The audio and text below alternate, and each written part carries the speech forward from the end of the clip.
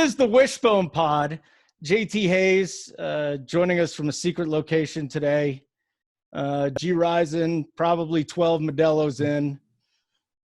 Uncle T, who has not gotten much airtime at the beginning of the shows recently, has returned. It's odd because he has the most to say tonight, yet was set up to start anyway. So, Uncle T, welcome back. What's up? Great to be back in the one hole. First off, I listened to the show last week and, kind of missed you guys, missed talking about football, missed catching up with the small talk with you guys. But it's good to be back. I had an event last week for my regular job, and it's good to be back on with you guys. Like I said, to catch up with some football and to catch up with some, we got the NBA starting here, obviously, tonight. We got baseball that I know JT wants to talk about his really good friend and close confidant, Dave Roberts. So, no, it's great to be back on with you three guys again this week.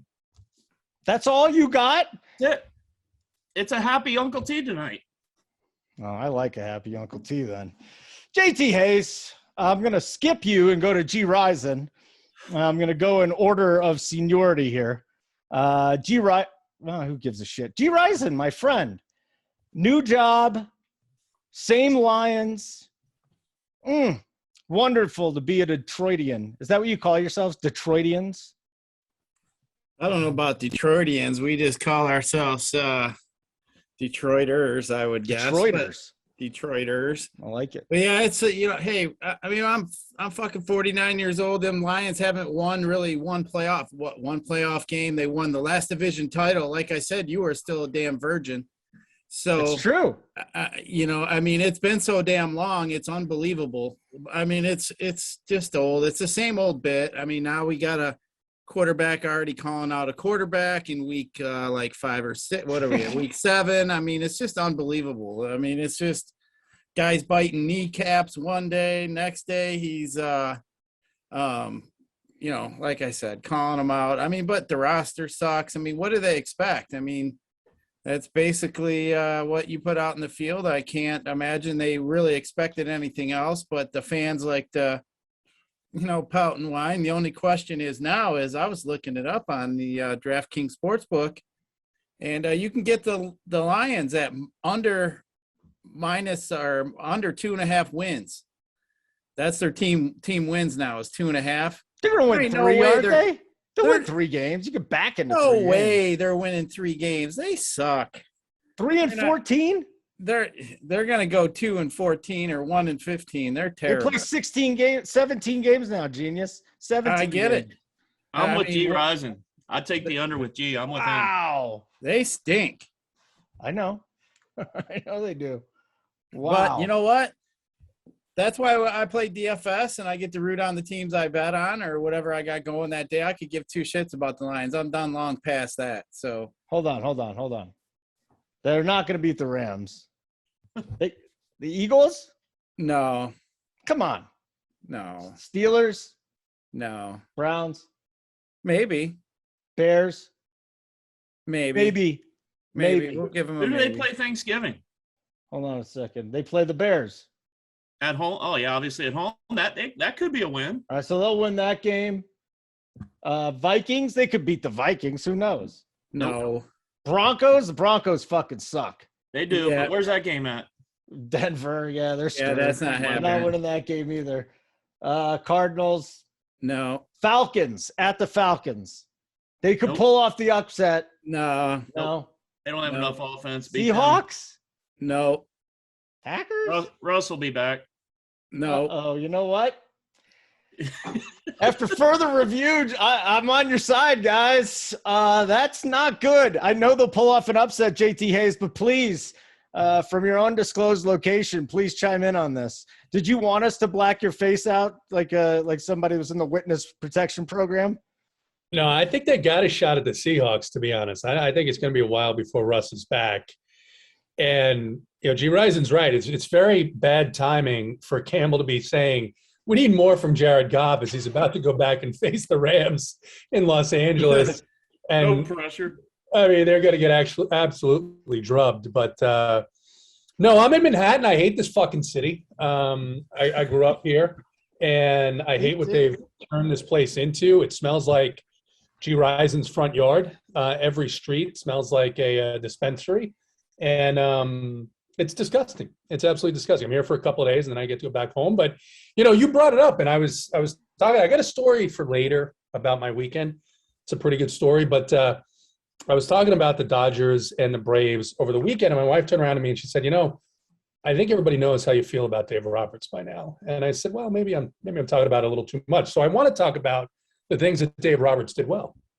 And a couple of things that I think are really important for any baseball team to have success. One, they got to the ballpark on time. They were wearing the right uniforms. And that's kind of the end of the list. But I really do like what he did. And I thought it was genius, especially if this is true, that he texted Gabe Kapler the night before, because the only manager that feels lefty-righty, righty-lefty is worse than Dave Roberts is Gabe Kapler. So he texts him and says, hey, I'm not going with Urias. I'm going with Niebler, knowing that Kapler was going to, twist himself into knots about whether or not he should start his lefties or his righties. He starts his lefties. They're out of the game by the fourth inning and not available when he needs them later in the game. And the thing about this series, it's been evenly matched. I actually think the Dodgers have had more punch offensively than the Braves have. The Braves have definitely gotten lucky, a couple of bad base running plays by the Dodgers. But here's the difference to me as I watch this game. You've got one manager who's managing every pitch, every at-bat, as if it's the bottom of the ninth inning in Game 7, and the other manager who's putting his team out and trusting the guys that he has. And both teams dealt with significant injuries throughout the season. Roberts is giving away this series. He did it here today. I don't disagree that you take Buehler out, but this is a 9-inning game. These guys on the bench you're going to need at the end of the game if the game's close, and you're setting up a pinch hitter for the pitcher in the fourth inning with one out and nobody on base. I just don't understand the way that he manages. So we'll see what happens. Hopefully the Braves can hang on, and we'll have a World Series in Atlanta. And maybe you guys will come down and check out a game. JT Hayes, I agree with you on New York. As someone who was born there, I think it's a shithole now, an actual shithole. It smells like piss. It does smell like weed. And as someone that is very marijuana friendly, I don't need to smell it outside every block, especially when I'm walking around my kids. So yeah, I had a headache. I had a headache. It took 2 hours. No, I did. It took 2 hours to get to the hotel from JFK in a cab, number one. So I had a headache, and then I was like, I need to go for a run and clear my head. And I certainly wasn't going to go outside because I can only tell you the criminal miscreants that I walked by getting into the hotel. So luckily, there is a fitness center on the bottom floor with a treadmill. And I said, how do I get it? They said, it's no problem. Just bring your vaccine card and your ID to the front desk, and you can go and use the treadmill. So I'm in, Russia in the 1970s. You're saying you're in communist Russia, almost communist. For them, it's an oligarchy? It's crazy, man. I mean, we all got vaccinated, right? So we don't have to wear masks. But then I had to spend all day long on the plane, everywhere in the city, with the mask on. I don't know where we're at as a society. It's very troubling. I've talked enough. I need a break. I need to have some soda and think about the tasty steak I'm going to have. That is one thing I will say. I'm going to go to my favorite restaurant in New York City after this. I'm going to go to Sparks, where Paul Castellano was gunned down outside when I was a child, and enjoy a great steak. Were you there when it happened? No, I was like 12 years old. No, it would have been awesome though if you're 12 and you. What a thing to witness! Wouldn't that have been great? Mm-hmm. Kind of like Batman watching his parents get shot to death. Pretty. Yeah, and then if I'd have been bitten by a rodent, who knows? Maybe I could fly. With all the things that you hate about New York, the worst part for me is the summertime when it's 95 degrees and everyone puts their trash out front and the garbage and decide to strike. That happens every couple of years. That's nasty. Yeah, New York is a cesspool, and I'll never go and live there again. And I feel comfortable. Like I said, I was born in Brooklyn. I went to high school in Manhattan. I've worked in this city. It's it's going to take a while to come back if it does. So after that dire intro by JT Hayes, wow, G-Rizen staring off into the yonder. Anything to add to this, Uncle T? JT talking Dave Roberts in New York City. Yeah, not much to add about New York City, but Dave Roberts, I mean, I can't agree anymore with JT. It's the last couple of years in the postseason, obviously they won it, when they did, but they won it last year, right? Yeah, but you didn't think he could be more of a buffoon than he's been in the last couple of years, and in this series, he is just completely mismanaged. Like JT said, like he's the other manager again is playing the way he's supposed to play, and not like in game 1 and game 2 when you're just getting the series going. He's burning guys left and right. He's burning his bullpen up, and he's playing like it's a 7th game, which in a game 7, yeah, you got all hands on deck. You're making decisions early in the game because obviously it's a 1-game scenario. But early in this series, he struggled right from the beginning. And again, I think it's put the Dodgers obviously quite a bit on their heels. They've got 2 innings left here. They're going down 3-0, and they're going to be done. So, I get it. I've heard from some of the Dodger, some of my friends that are Dodger fans, believe it or not, and they're like, oh, well, we lost Bauer. When we lost Muncy. Okay, I get it. Yeah, I get it. Those are definitely key pieces. But look at the salary and the guys that you got. You guys basically went out and just got 2 of the best players in baseball with Trey Turner and Max Scherzer, 2 months ago or whatever it was, 6 weeks ago. And they're going to end up getting bounced before the World Series, it looks like. So for me, it's a colossal fail for Dave Roberts and the Dodgers if they don't, come back and get this done. I think the big thing with them is Max has dead arm. Like, even if they could get deeper into the series, the guy's not going to give him a lot of innings. He doesn't look good either. So we got some baseball chatter at the beginning of the show. G-Rizen, what are you watching? Are you watching the game right now? Yes, sir. All right, talk to me. I got 3 TVs. I'm watching some basketball. I'm watching some baseball. Yeah. I'm actually watching 2 baseball games at the moment. I thought you were going to say you had a softie on number 3. No, I don't need to do that. I can have her walk by and, jiggle them for me if I wanted, but I'm just going to keep watching the game here. But she would walk by and I wouldn't even pay a damn attention because I got the 3 TVs on and I'm talking to you guys. So I'm here having fun and I got a beer in my hand. I'm kind of hoping that I'm waiting for the Greinke blow up here. That's what I'm waiting for. I bet on the Red Sox in the first 5.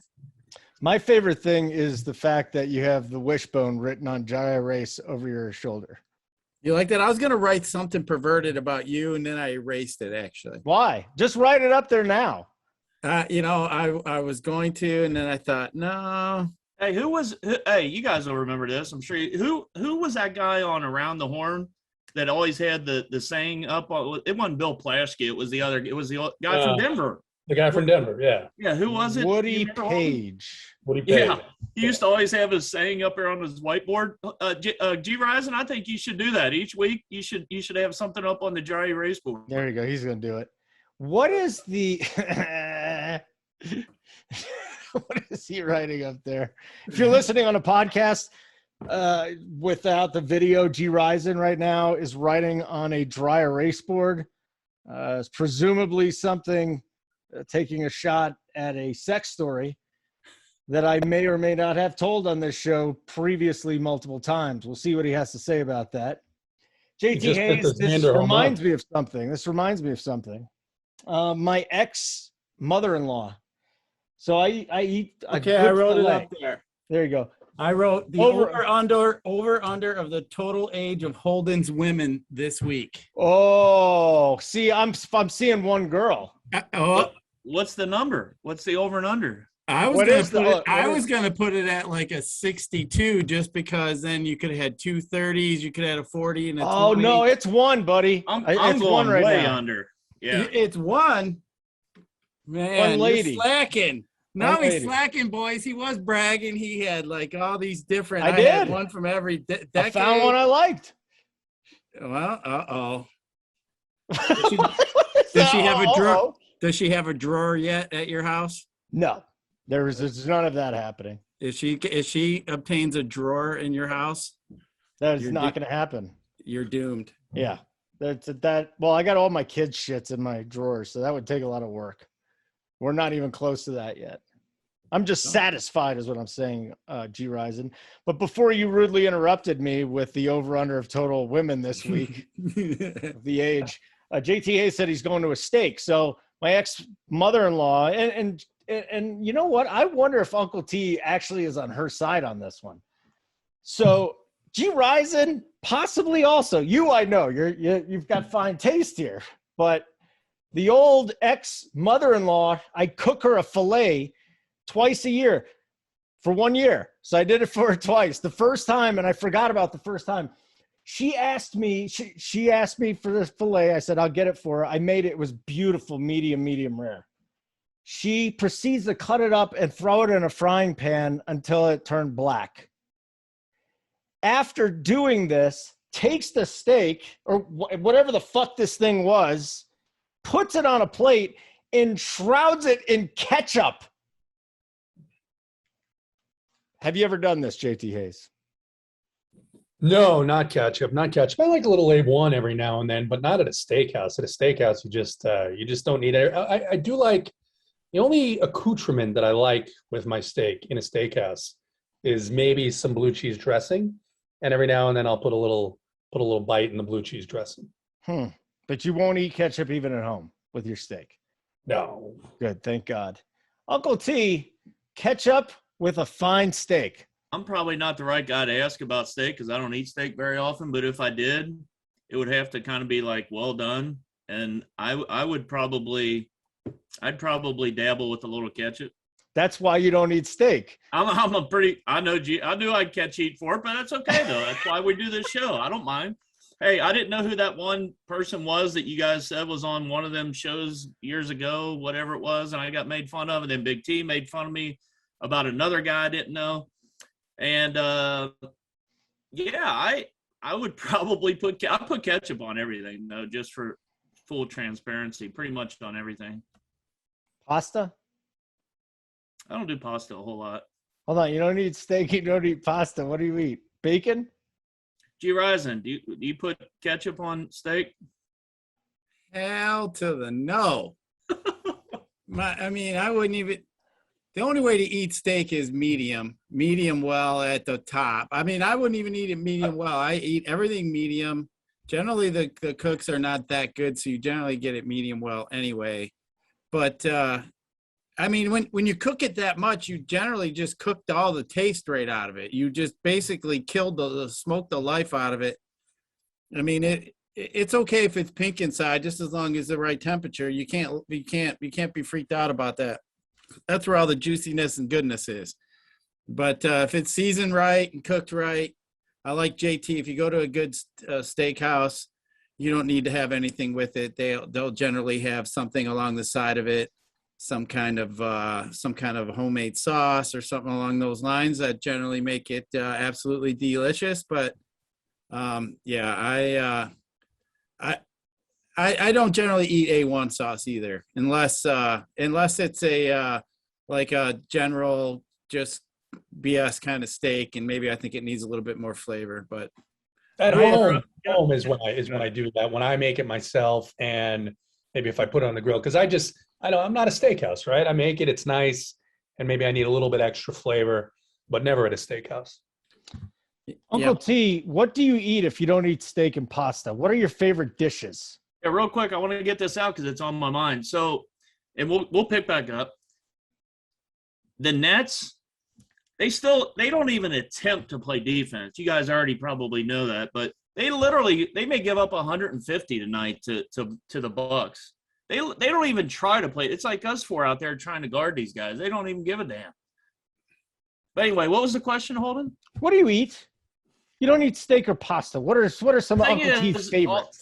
To be quite honest, here's what I eat a lot and eat all the time. I just don't eat like salads, steaks.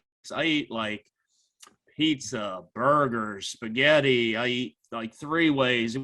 Chili is really big here in Cincinnati. So we've got 3 big chili places here. I like spaghetti or Coney's, things like that. Chicken, fried chicken, or other wings. I eat a lot of things. I just don't eat the things you guys probably eat. I eat all that stuff. That isn't bad. That's a pretty decent array of food. You guys have eaten all those things. A lot of pizza, a lot of pasta. It sounds like a kid's I diet. eat pizza at least twice a week, minimum. Minimum 2 times a week. Minimum. Whether it's a frozen pizza at home, because I'm always doing, with the nights, working and, doing the shows and stuff or whatever, I'll do a frozen pizza, or I'll eat like a pizza buffet at least once. Actually, I'm going tomorrow. I don't know if Big T's going with me or not, but we're going to a little pizza buffet tomorrow for lunch. What's on the pizza? I mean, it could be anything. I'm more of a pepperoni, sausage. I like bacon. I like different stuff on my pizza. Generally pepperoni, but yeah. I mean, that's the definition of a buffet, right, Uncle T? You can have anything, literally anything on the fucking like pizza a dessert. buffet. Yeah, like a cinnamon dessert pizza with the icing on there. I kind of like that. Is it like a topper? They got some. You ever had that, Holden? Yeah. Like have you ever had pizza. something like a pokey stick where it's kind of like a pizza except just has cheese on it, but it's not like there's the no gooey cheese at all. It's basically looks like a pizza, but it's like cinnamon. It's got all cinnamon on it. No, and then I've just not had that. Like icing on it. No, I have not had that yet. JT Hayes, pizza. How often are we having pizza these days? I was craving it all week, to be honest with you. I need to go get one. Yeah, I'm with Uncle T. I would say I probably have it at least a couple of times a week too. Yes, there we go, JT. Yes. Yeah, and I was surprised because when I moved down to Georgia to Atlanta, I was like, yeah, they're not going to have it. And they actually have some good New York style pizza places. And of course, growing up in Brooklyn, I'm a little snobbish about the pizza because it's very good in New York. That's one thing that's still good there. Mm-hmm. But there are some places in Atlanta that actually I like a lot. I like a lot that are very, very comparable to what I had growing up. So yeah, a couple days a week. And Uncle T makes a good point. Sometimes the schedule gets in the way, and it's like I don't have a lot of time. My wife too. We don't have time to cook. Grab a quick slice, couple of slices, and move on to tomorrow.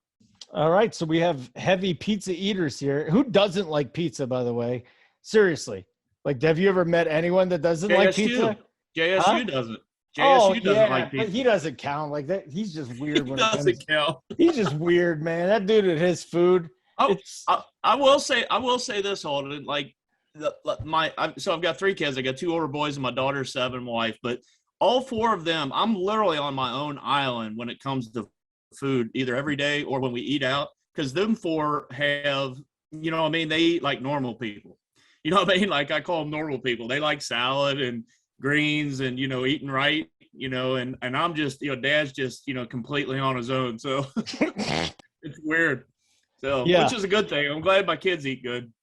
Yeah, mine still eat pizza and chicken sticks and all sorts of that shit. So it's around all the time. G-Rizen, for some reason, Detroit says it has its own style of pizza. Little Caesars is Detroit style pizza. It is dog shit. Yeah, so the very first Little Caesars ever, store number 1, is literally right across the street from my house. So with the very first one, but yeah, you're right. I'm not really a fan of Little Caesars, but I am. It has to be totally hot and out of the oven within the first 10 minutes for it even to remotely have any sort of chance for me. But for $5, sometimes if I'm a little hungry, I might stop and do that. But we got a place here that Barstool Portnoy went and visited and rated a pizza 8.7, which is really high. His name's Freddy's Pizza. That pizza is absolutely fabulous. So is it square? Nope, it's round. I follow him on Twitter. Sometimes I like or respond to his stuff. His pizza is really good. It's New York kind of style. But I'll tell you what, man, that stuff's awesome. And he's a really good guy. He donates a lot of money to autism and does stuff for a lot of the schools. He's just a good dude. But yeah, I love that pizza. And I'm with them guys. I probably have it 2 or 3 times a week too.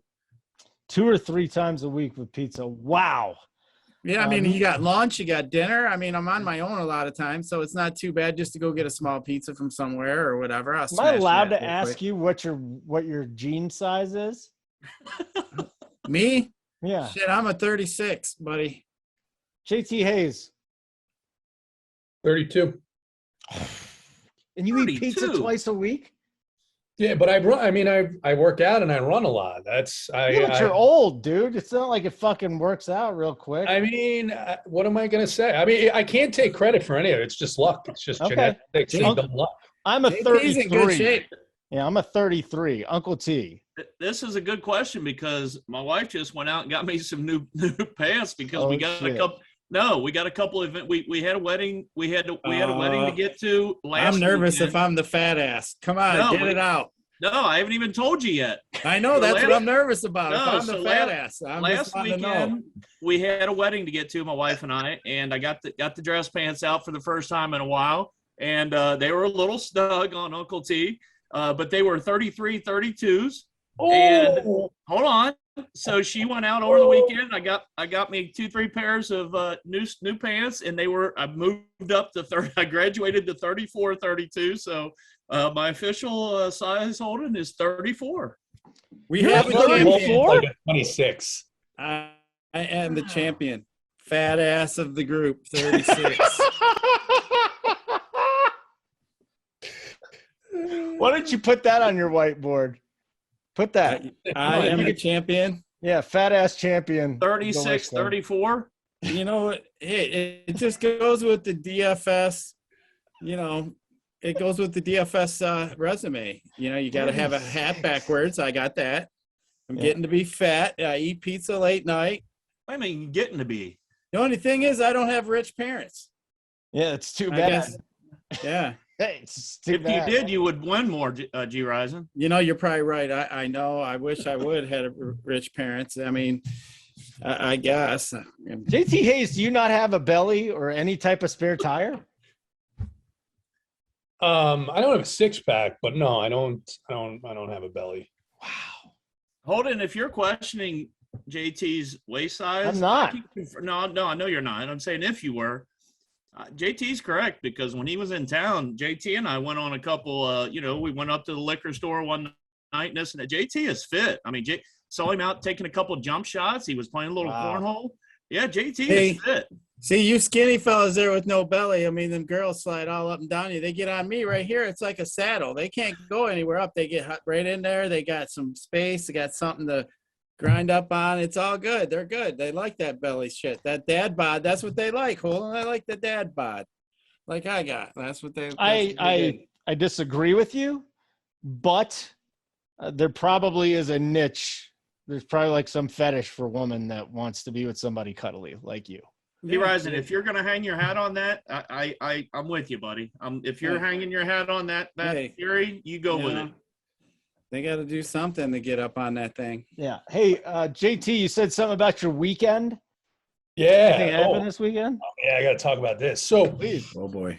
I need a refill. Is this going to be a minute? I got to get a refill. We'll wait. I mean, I'll kind of tee it up for you, and then tee it up for us. Don't even tee it up, JT Hayes. I mean, Uncle T's going to get a refill, and Uncle T's going to get a refill. You know what I'm saying? There's nothing to do.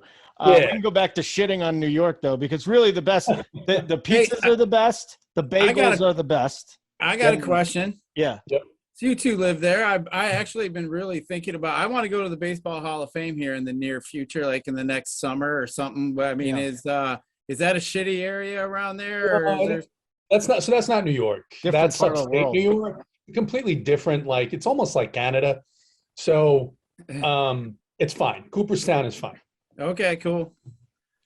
Yeah, I was thinking about going and maybe doing some baseball stadiums and maybe stopping there one of the times, but I have boycotted the Baseball Hall of Fame.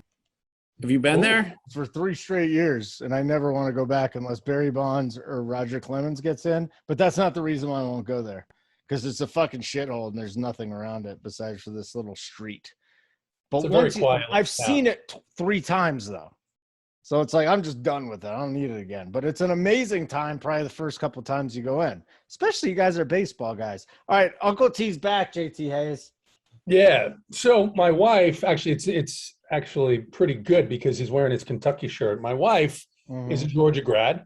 And late in summer, there's some friends of ours that have a house. They relocated up there and near Athens. And they said, hey, we're going to go to the game. We're going to go to the Kentucky game. And, of course, they get all nervous when Georgia does well. Now they're the number 1 ranked team in the country, and now this game takes on more importance. Kentucky was playing very well.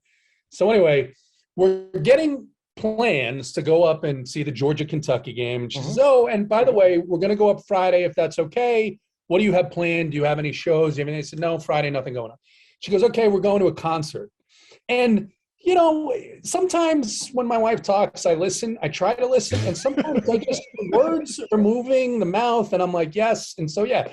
So like at some point I was like, concert? What the hell? A concert near Athens? Whatever. So say, okay, we got to be there at 6 o'clock, and then a bus is picking us up. So we go to this restaurant, have dinner, go to the bus, picks us up, and we go to the Oconee Brewing Company, which is fantastic.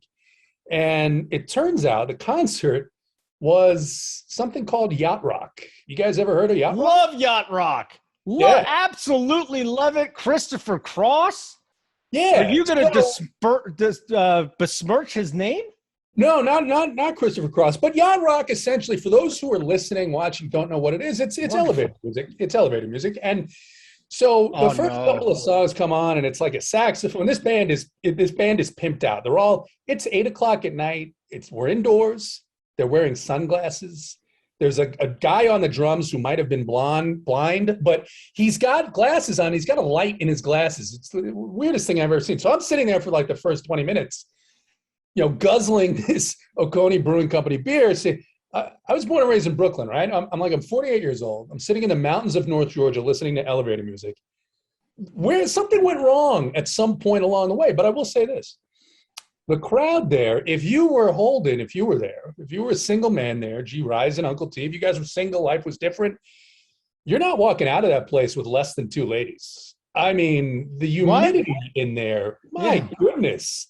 Yeah. These ladies I will tell you, these ladies were excited. I saw them giving their number to the saxophone player. And then my wife and her girlfriends, they come back and do one song for a, whatever they call that thing where they do the song last. And it's like the worst song in the world. And they're all upset all night. We're going to the next place to have more drinks. And I said, well, which of the elevator songs would have made you feel good about leaving there? Like, yeah, that's the best elevator song ever. So, but if you're a single guy, 40s and up, Yacht Rock, it's the place to go. It's good music too. Can't believe you're shitting on it. It wasn't terrible. It wasn't the worst thing. It started off pretty slow. Who was there? Can you give some examples, or were they just fake yacht rockers? No, I mean, it was Captain and Tennille. Captain and Tennille, I'm sure, was played. I've heard of them. There's a song "Running with the Wind." There's a song "Running with the Wind" that the crowd went crazy to. You know what that was? Fucking Christopher Cross. Probably. Run Like the Wind. Be free again. Yeah, they were loving that one. So I got a long way to go to make it to the border of Mexico. To make it right. So you're going the opposite way, not what's going on now. You're trying to get out of the U.S. into Mexico. Correct. This was in the 80s, though, when it was a much simpler time. That's right. So Yacht Rock and Georgia spanked Kentucky. Sorry, Uncle T. Hey, they covered though. Hey. Good teams. Good teams win. Great teams they cover. did a nice backdoor cover. You can't bet on BT. Don't bash on the backdoor thing. All right, the backdoor cover is never a bad thing. It was fantastic for people who bet. Everyone I knew was taking Georgia, and I'm like, why are you guys taking Georgia when the spread's gone down? Stoops got so much hell in the media here locally, so to speak, for scoring. We're calling a timeout with 3 seconds left.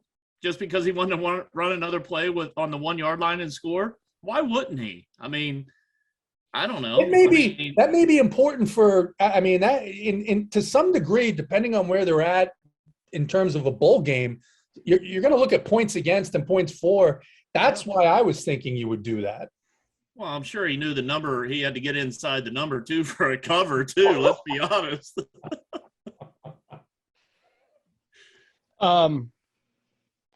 I don't even know where to go from that one right there, JT Hayes. It was quite a bomb you dropped on us there. Do you not like REO Speedwagon? Do you have a problem with them? I see. Now you're That's Yacht Rock. Now you're getting into my. I don't think they played any REO. REO Speedwagon is really good. Yeah, I know it is, because I think you like Yacht Rock more than you are saying. All of you. You have no idea the power of the Yacht Rock that station. Rock thing is you're talking about, but REO Speedwagon is good. What are you looking at, JT? Is there someone? The TV, holding the TV. Okay. Oh, the baseball game. Because Luke Jackson is in, and I always get a little nervous when Luke Jackson is in because, it can get ugly.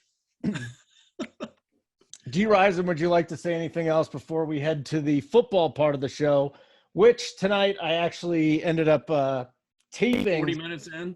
Well, yeah, I had taping. I had to hit the stopwatch to say how long it has been so we can post it on the YouTube page. Football discussion starts here. So far we're at about 32:30. This is where Big T will be exiting the show right about now. I was going to say, some people want to fast forward. Other people want to listen to the front end, and then they go completely the back end because it's Tuesday. So would any of you like to add anything else before Big T takes a hike? I'm going to try to get him to buy my lunch tomorrow if he goes, but I don't know if that'll work out well for me or not. But JT Hayes? And you bring him to the right pizza buffet, and I think the wallet is going to open. Yeah, he likes the buffet place, but now I don't know if he's got any shows now with the NBA. NBA's got what, Holden 10, 11 games I think tomorrow we got our first show, me and him and JSU. I think he's What time on is it. that? What time? Like an hour leading up to lock. Oh, he's got time for lunch. He's got time for He's good. What size pants do you think he wears? 36 or less? Now you're going to get me in trouble again. I'm not. Why don't you let JT and G-Rizen take a guess at that? I'm gonna take a guess, guys. 36 or less. Big T. Yeah, I'll take that. I think he's about my size. 32. He already left. My size. 32. Who? Big T? Get the fuck out of here, JT. Are you talking about Big T? I'll take maximum on the over. Get out of here. Stop. Big 32 ass kisser. Who would say that? He hasn't seen 32 since about third grade. He definitely wears bigger than I do. Whoa! Really?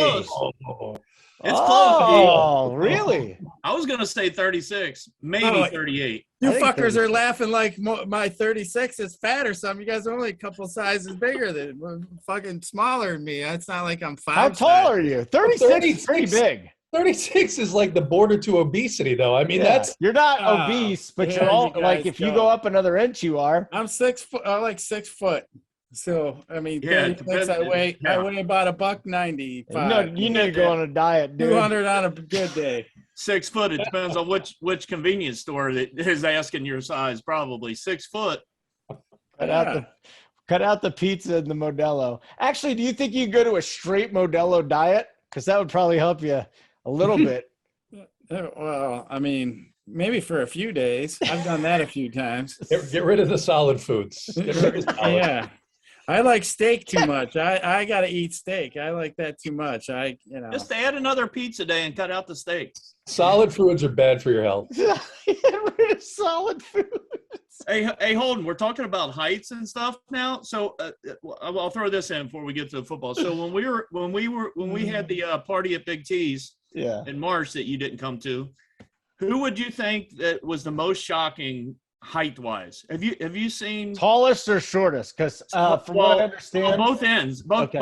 I thought Rubio was like 6'4", and he's really like 5'9". So that's one guy. Okay, the other way you thought was tall but is short. JSU didn't show up, so you couldn't actually see that he's 5'1". Who else could it have been? Who was? I don't know. Who? Please. Well, the one that I knew was short. I just didn't really realize he was that short as Mangone. He's a real little fella. He's 5'6". 5'5" and a half. 5'5" and a half. He is. He's a short fella. But the other one, and see if JT and G-Rizen agree, but Hoop's the one that shocked me how tall he was. I mean, he's probably, what's Hoop probably? I'm 6'2", almost 6 foot, and he was 3 or 4 inches taller. Well, I've known Hoop. He's got to be 6'3". I've known Hoop a long time. I've known Hoop, so that's a bad question for you. You knew him. JT, did you realize he was that tall? The Hoop might have helped out. What is he, 6'2"? He's got to be 6'2", maybe a little taller than that. Because he's a little taller than I am. The thing about Mangone though, JT, guys, is that he's kind of built. He's like a brick shithouse. The definition probably isn't there. Brick? But he's a big dude, isn't he? No, I just golfed with him a month ago. He's not big. He's not like a big guy. I feel like he's got big shoulders, big guy. He could literally pass for like a junior in high school right now. Like, I mean, literally, he looks like he's about 17. That's a compliment. That's not. No, he has not. He hasn't aged. He hasn't aged. He's ageless.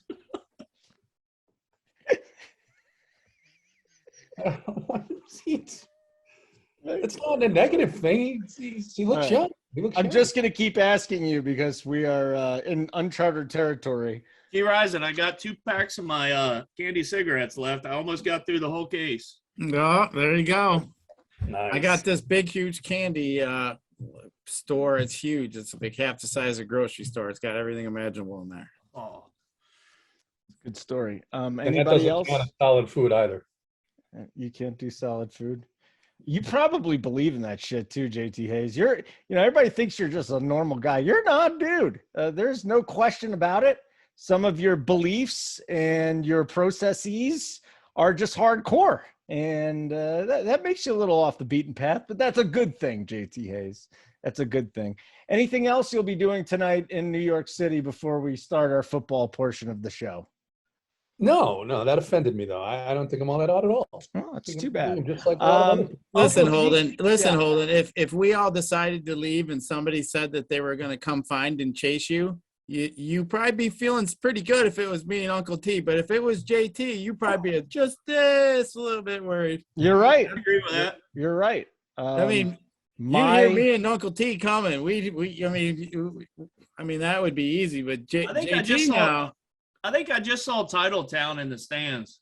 Can you imagine Title at that game tonight? He had about probably 4 or 5 beers down at the Deer District. He's probably got his little antlers on, and he's probably so far up in the rafters watching this game.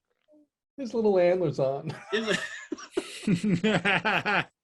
He's got. love Title. He's developing hooves.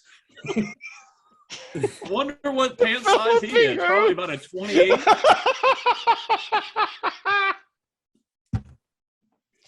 Oh, that's good. Okay.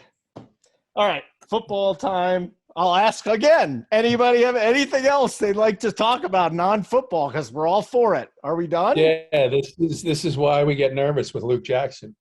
Did he give up a bomb? Yeah, Bellinger tie game. Did he really? Tie game? Mm-hmm. Wow. Ooh, I'm gonna have to put that game on. I have to admit, even though I wasn't going to until you just told me he tied the game, I did make a bet on the Dodgers tonight. I didn't want to because the number was so high, but I did bet the Dodgers. I thought they were going to win this game. Yeah. Oh, this would be a fucking gut blow right there. Yeah. To pull this game out. Hey, did you guys, Holden, I know you probably want to break in with whatever football intro you wanted, but No, I don't care. Real quick on last week. Well, I wasn't on the show last week. I did hear you guys saying, but CD Lamb, obviously a lot of money went up and down there on that last play in overtime because it was the last game going on the main slate last Sunday. Did that help you guys or nothing? It moved me up quite a bit. So it was a good thing for me when he, housed that, what was it, 35 or so yard touchdown. So did that help or hurt you guys or nothing? No, No, certainly it wasn't good for me. Okay. But yeah. My team sucked so bad it didn't matter. it was a bad week for me. I had too much week. Herbert. And Schneider got into some Uncle T bucks this week in the golf, but he tosses off so much to freaking Lamar Jackson and the Ravens. So he was in my DMs all Sunday talking about how Lamar is going to win the MVP and Herbert is overrated and all this stuff. So he's peeling to his Ravens right now. I know that. Well, Jackson didn't do jack shit with that. They ran them all in. I had Lamar Jackson. They scored 34 points, and he only scored 12 or 13 in DFS. So Lamar Jackson took a shit. He said it was a bad game script. That's why he didn't do anything. I said, that's your MVP that threw for 167 yards and had 2 interceptions. He said it was a bad game script. That's why he didn't have to do anything, which is partially probably true. But Yeah, I mean, I know from the Dallas standpoint, because I looked at it and I said, well, and the problem with that game, of course, is you almost can't play anybody on the Patriots. I mean, it's just it's a committee at every position. And I had a hard time believing that game was going to go at the total it was. And of course it shot over it. And this was the week to have CD, which, worked out if you had it. So congrats, Uncle T. I didn't mean to bring that up, G. I had no idea what you guys No. did. I know it was a lot of talk on Twitter about a lot of money. You know what I mean? Not a lot of money, but you know what I mean? Like on that last play, because it was the last game going on, you either kind of helped you quite a bit or you lost, lost. Yeah. I wasn't looking because I looked quickly after the first game. I was kind of in the mid-range of in the money, but I only had Kareem Hunt left in a couple of lineups. And of course he didn't do much. So that was, those two guys were probably the guys that hurt, because that was where the ownership was. If you had Dak and you had CD, then that was good for you. So that was good, because I always like to try and have somebody in the late games. You're like me. I'm the same way. Yeah, it just seems like, especially when they got those high totals, and I just didn't do it this week. And I had some busts. One of them being Keenan Allen, who, he felt he was too cheap, and then they just got demolished, really. I mean, demolished by them. Can we talk about game theory for a second? Because you're talking about something really interesting here, and it's something I brought up with Tony on the Wood Show on Sunday. So all the cores for the most part was from 1 o'clock with Kareem Hunt on it. And I was like, well, I really like the Cowboys here. That worked in betting. It did not work in DFS. But I'm saying to myself, if all my player pool is in the 1 o'clock hour, why am I just not playing the 1 o'clock slate? So just in case anybody goes off in the 4 o'clock games, I don't have to deal with that. And then Tony had said to me, he's like, yeah, but what about leverage? That's leverage there. You're giving up leverage, to which I would just say, I'm also minimizing the risk of another game going off that I wouldn't be on. So playing the 1 o'clock slate, the 4 o'clock slate, I don't know if any of you guys want to chime in on it first, but I think it's an interesting game theory question because it's one that I'm still exploring. What was the question? You went on for a good minute and a half, and I kind of lost track of that. What the question was in there? The 1 o'clock only slate, or playing 1 o'clock guys on the main slate and not having any late game guys? What was the question? Sorry, G. If you answer, go ahead. Well, I was just gonna say, I don't think. I mean, every week you the puzzle is going to be different every week that's put in front of you by whatever teams are around, whatever teams are on buys or whatever else, and whatever time slots they are. So just to blatantly say that, yeah, it's kind of difficult. But yeah, I mean, if that's the way you feel and you feel that's better for you, I mean, by all means, there's enough action to be had to whatever you feel comfortable, if that's what you want to do. I mean, to me, it's not like you're limiting yourself. You can get as much action as you want on the other side. So if that's what you want to do, and that's what you want to try to do, I mean, that's on you. I think Big T is right. I mean, there's more games in the NFL. I think the NFL is a different animal too than some of the other sports, where generally you don't have, we've seen guys go off like Henry and score, high 30 or 40 points and then not even be on the Millie team. So I think, like football is a different animal than like basketball. If a guy really goes off, it's pretty much, you got to have him. Baseball is the same kind of way, so football, I think the more games that are involved, I think to me, I kind of like it. I like baseball to be a little narrow with some games, maybe 4 or 5, but football, I like there to actually be more. Okay. What do you think, JT Hayes? Yeah, well, I mean, I do think people overlook, and I've done this too, overlook those 1 o'clock slates because the prize pools there are pretty good. And I think you're right. If you feel really good about your process on the 1 o'clock games, then yeah, why wouldn't you throw it in there? But I agree with G-Rizen as well that, with more games, people will make more mistakes because there are some clear games that you just should avoid. And then there are games, this week there's a couple of them, right? There's a couple of games with high totals where it's completely one-sided. You got a 15, a 16, and a 17 total spread this week in a couple of these games. So, and then you got a couple of games where the total's like 3 or 4 points lower, but the spread is 3. So is that a better game if you're looking at both sides of it, right? Because, let's use Kyler Murray, for example, against the Texans. I'd play DeAndre Hopkins, but is Kyler Murray going to get there at 8.5? It's a better chance that you're going to see one of these quarterbacks in a closer spread game with a little bit lower total. One of those can shoot into a back and forth affair. Mm-hmm. So what's the answer? I just gave you the answer. I mean, I don't know if that's really a clear answer. The answer I got is a couple what? takes on it, Holden. All right. First off, the 1 o'clock only slate, I've been playing it all year because I have a core for the 1 o'clock early, the early only slate. And I think it might be because I've got a core and I've been paying attention to it a lot more this year as far as our RPS site and our content. But the last couple of weeks I've been crushing on that 1 o'clock only slate. And I think, like you guys mentioned, I don't know if enough people play that. And I've been playing in that $33 tournament and then the $100 single entry tournament on there. And it's really good prize pools. It's not like they decreased the prize, pools and the amounts that you can win on that early slate. And I've been doing a lot better on that than I have the main slate. So, but for me, I think one of the holes I might have in my game, and it even branches out to baseball and probably even the NBA, even though I'm not a huge NBA guy. I always feel like JT mentioned earlier, I feel like I need to have a player or bullet or two left for a late game. And I don't know if that's right or wrong, but I always feel like I need to have something in that late game or late West Coast games or something like that. But I don't know if that answered your question, but G-Rizen, do you have a take on that? I know me and JT kind of feel like if we can, and it works out with our construction, we like to have a player or two or something in a late game. Do you have that same approach or not?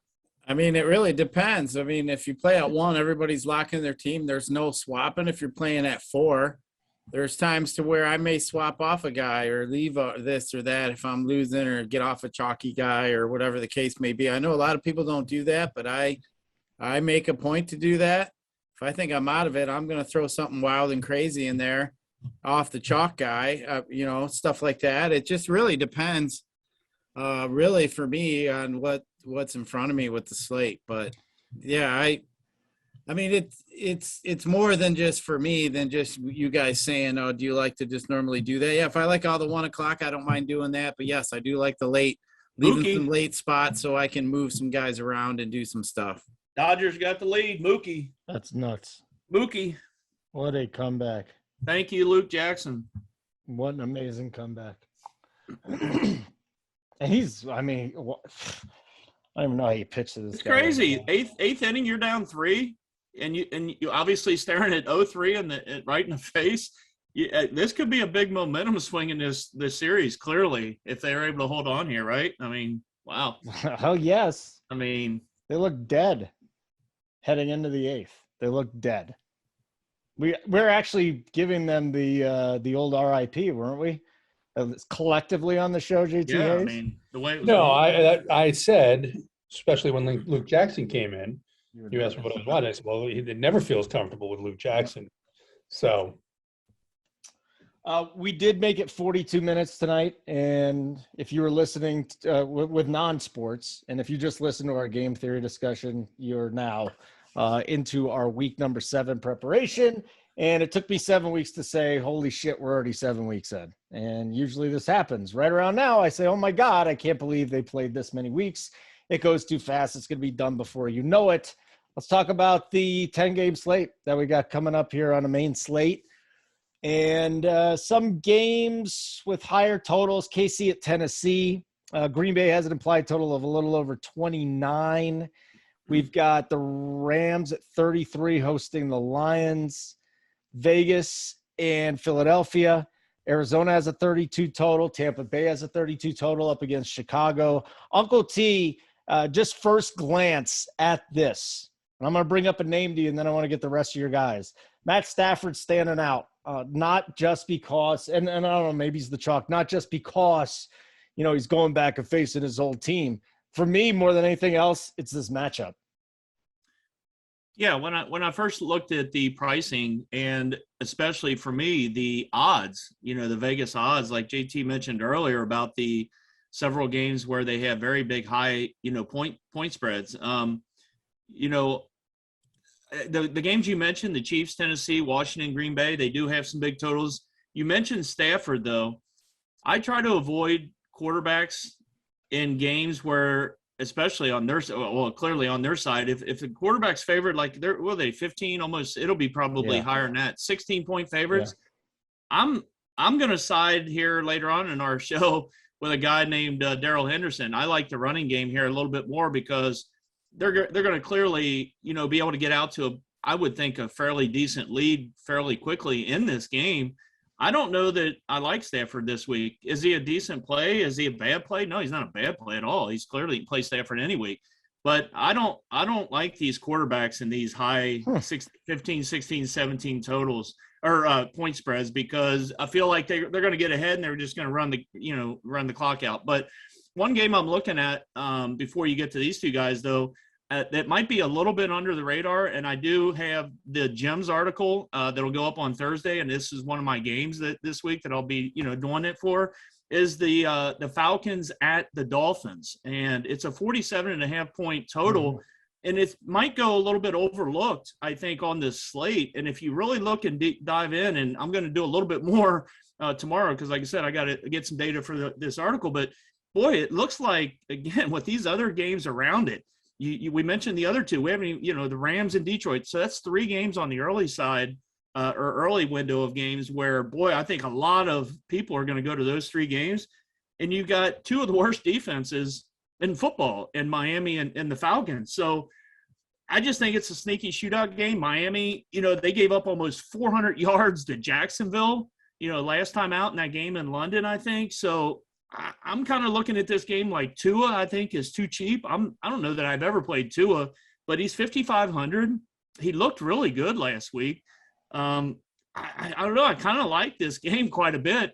Pitts Pitts is elevated his price tag, I think 5,900, which feels really expensive for him. But like Calvin Ridley, I really like Ridley. Ridley could have a ceiling game this week. He's had, I think, 4 games that he's played. He's had 42 targets. So clearly he's getting the targets. He just hasn't had that ceiling game yet where he's caught 2 touchdowns, and I think this week could be the week.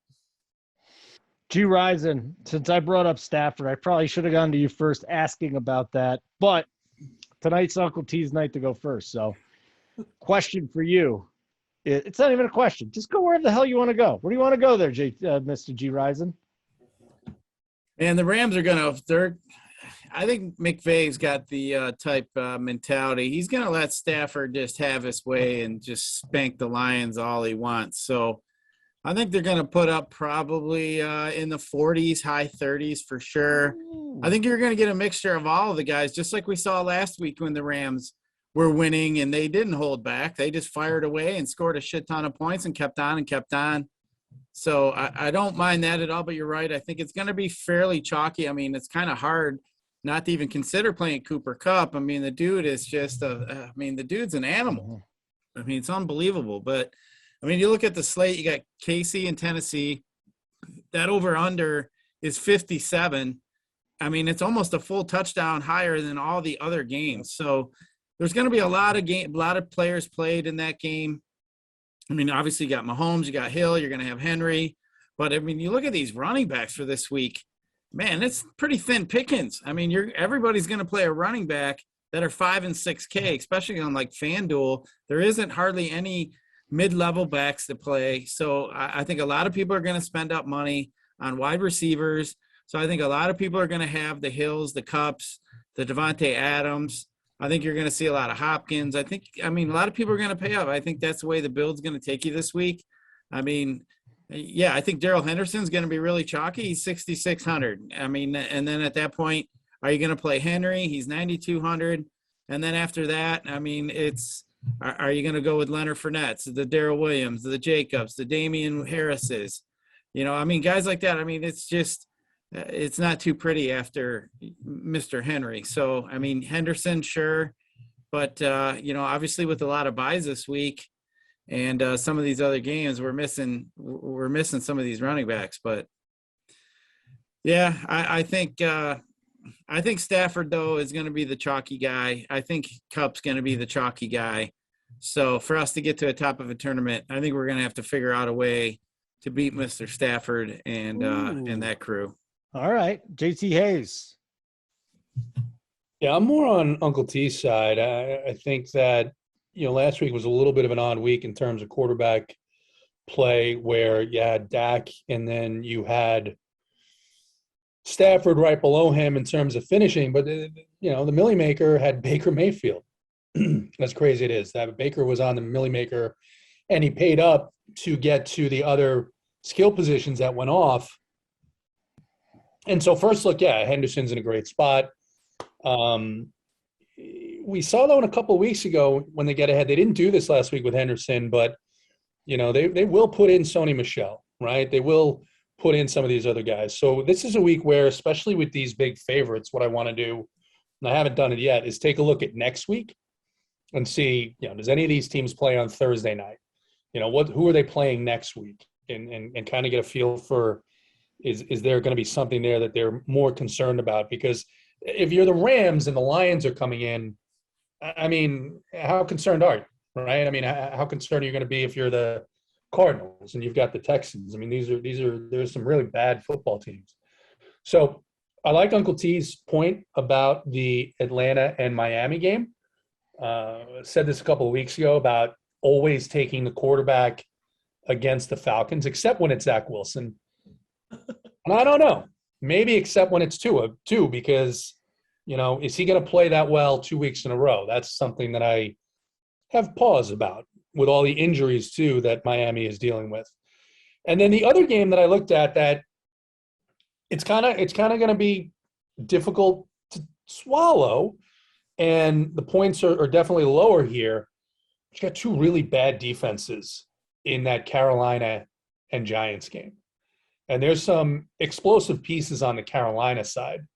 And, maybe even, one piece depending on how the receivers come back on the Giants side. And then, I think the closest to the high total games, right? Kansas City, Tennessee. So I'm sure, and the pricing there outside of Henry on the Tennessee side, if A.J. Brown is healthy, he's just, I think he's 6'9" or 6'7", something like that.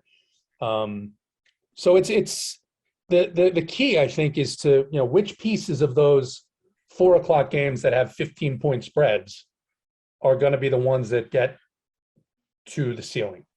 JT, A.J. Brown 6'3" on DraftKings. Wow. And this Thursday we get the Broncos and the Browns, but next Thursday we get the Packers and the Cardinals. So that'll be a fun game. Kyler and Aaron Rodgers. That's a brutal game this Thursday. Who was it again? The Browns? Broncos, Browns, and no Chubb, no Hunt. It's going to be a small. There'll be a small gathering of family and friends at that game. Wow. It will be. They'll sell it out. It's Cleveland. Yeah, I know. I'm just making. Yeah, but it's going to be ugly. It's Teddy Bridgewater, injured Teddy Bridgewater versus injured Baker Mayfield. Oof, it's brutal. Any other players you guys want to highlight before we get out of here? By all means, Uncle T, you were talking about the game that you liked. So any other pieces of the puzzle there? No, but I do. Yeah, I mean, I'll bring up something like I really like what G-Rizen said a moment ago about the construction possibly in the route people will go. Mm-hmm. If you don't pay up for Henry, I really like, and I see it because I wrote down some guys from 6,000 to 6,600 right in that mid-range on the running back side that I think are all really good plays for their own reasons. Like, DeAndre Swift, he hasn't been great, but he's got a great game script, right? They're going to be behind. He gets a lot of dump offs. He's 6K. Chubba Hubbard in that game that G-Rizen or that JT said that, he's got some sneaky pieces if you wanted to go there. I know DJ Moore is another nice play there. Cordero Patterson, I know another one that JT's very close to. Cordero, 6,300. Joe Mixon, 6,500 in the game against Baltimore, who I like Cincinnati's running game in that game against Baltimore just a little bit more. I like it. I'll side with the running game a little bit more than the passing game this week. And then we already mentioned Henderson. So I think that is going to be a popular way to go, at least at the start of the week here. We'll see on Sunday if anything changes to where we can get a little bit different build. But I do think, like I said, G-Rizen brought up a great point there earlier. I will say one thing about these games. I was kind of looking. was just kind of looking at some trends of these games, the over-unders. The Philly game opened at like 47. It's been bumped up to 49. Now it's almost in line with the second highest over-under. Take out the KC Tennessee game, which is the highest.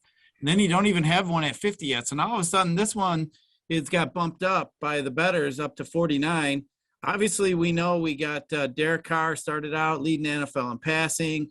He's throwing bombs and to Ruggs. I think that game at this point for me is kind of where I'm looking at standing out, where I kind of like the offensive side. I mean, you could look at maybe Devontae Smith. I mean, you could look at Waller or Ruggs with Carr. Maybe be a little different. It's at 4:00. You guys said you like some 4:00 hammers. But, I like bits and pieces of this game. I'm not quite sure exactly how I'm going to put it all together, but I kind of like the line movement here, how it's kind of going up. Then some of the others. That Tampa Bay Chicago game started at 49. It bumped down to 47. But that Lions game actually started at 50. It's been bumped up to 51 in some spots. So, that one I don't mind. So maybe kind of the Washington Green Bay game is interesting too, as Aaron Rodgers is going to say the hell with it and decide to air it out to Adams the whole game. Like we've seen, we know that Washington secondary sucks. Or are they just going to get Aaron Jones involved? But interesting week. But like I said, I think the builds are going to be, I like to look at where I think the masses are kind of all getting pivoted toward. And I mean, the big decision is if you're not going to play Henry, and you're going to have a lot of money to spend on wide receivers and possibly a tight end, obviously. So maybe it's a week we leave some money on the table. It's possible. And G-Rizen, that's a good point, because that was what happened with that Dallas-New England game, is it got bumped up by 3 points, where a lot of the other games were going the other way, and we saw that turn into an overtime shootout. So it's only Tuesday, and that Philly Raider game is going up. Yeah, I like to pay attention to stuff like that. I mean, obviously it's always about all the money. So when I'm watching where kind of money's coming in and some of these over-unders, sometimes you'll see one start out at like 50 and all of a sudden it gets bet down to 47. There's a reason. A lot of these sharps, especially, you can find out a lot at the beginning of the week. If they see a line that they feel as if is a little off, you'll see the action going up, and obviously a lot of sharps thought that the game was a little bit low, and they almost got it already up to 50. So, yeah, that's something I definitely like to pay attention to in the middle of the week. And if you can kind of keep a couple of those games in mind that are moving up, and some of the other ones those games may not be chalky. Sometimes I like to have a build around a game, something similar to that. And actually, JT, I did think about that Dallas game with New England, and I kind of thought to myself, what about if I did stack a Prescott? I mean, they just have always a high ceiling. Didn't really expect New England to come out firing as they are. But one thing I noticed is some of these coaches are really taking like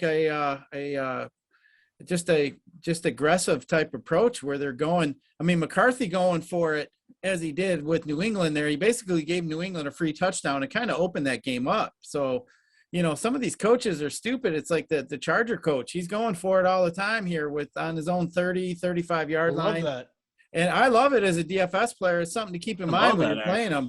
Yeah, it keeps the field short. You're not punting the ball. Yeah, I mean, I've been kind of paying attention to stuff like that, and definitely paying attention to these line moves here at the beginning of the week. But just something I like to kind of keep in the back of my mind. All right, boys. Wonderful show. We had everybody together. JT Hayes, thank you for making time from, well, you disclosed your location, New York City. Probably staying in an $800 a night place that has a cot and a fucking porta potty. But hey, I'm sure it's a great time in that shithole we call New York City. And I apologize to anybody from New York City. JT Hayes and I were both born there, and I feel like I have the right to say that it's become a shithole, and it was a lot better in days of yore. So that's it. Detroit, your downtown, I'm sure is just spectacular, G-Rizen. I feel like people flock to go to downtown Detroit from all around the globe. Well, I can say it has recently. It's been a little bit. It's improved a lot here in the last maybe 15 or 20 years, ever since we had the Super Bowl. So ever since we decided to have the Super Bowl, downtown area has been built up a little bit. We got some casinos, but I'll be damn, Holden, if you make the wrong turn around one of them casinos and end up on the wrong street, it could be a scary, tense moment for you, because there's some streets there that the street lights are shot out on purpose, and you do not want to go down those streets. So let me great ballpark. Be sure. Great ballpark. Hey, that real quick, Holden, that brings up something we'll bring up on next week's show. Maybe is he was talking about downtown Detroit maybe getting stuck in going down the wrong street. I've got a great story for next week on when I went to Chicago back when I was about 21, 22 years old for a softball world tournament. And I'll save it for next week, but it's along the same lines of what G-Rizen said. And I got a pretty funny story, but we'll save that for next week. All right, boys. RPS NBA 15. I don't know if it's still good because Hoop threatened that it would be gone on opening night. I think he said Friday. But now we're up to Friday? Even better. That's what he said, I think, today on the show. RPS NBA 15, 15% off the life of your subscription. NBA underway. That still gets you the NFL content, all the NFL content, including the Showdown site. So make sure you sign up for that. I'm going to sneak one more in. Brandon Cooks before we go off the air. I'm looking here. What Brandon Cooks is going to be in a great game script out in Arizona. He's been getting a shitload of targets, 6K. Sorry, while we're talking, boy, Brandon Cooks sticks out as being a nice 4 o'clock piece I can throw in there. I see JT smiling. You like some Brandon Cooks, JT? Every week. Yeah, I had him this week. He just didn't get. He didn't get to the bonus or get in the box, but it's a good price. He's getting the volume. A ton of volume. Yep. Ton of volume, and he actually is pretty good. That's the other thing we like to see. All right, G-Rizen, take care of yourself, pal. Uncle T, take care of yourself, pal. JT Hayes, take care of yourself, pal. I'm Holden. Keep running pure. Simon, get us out of here.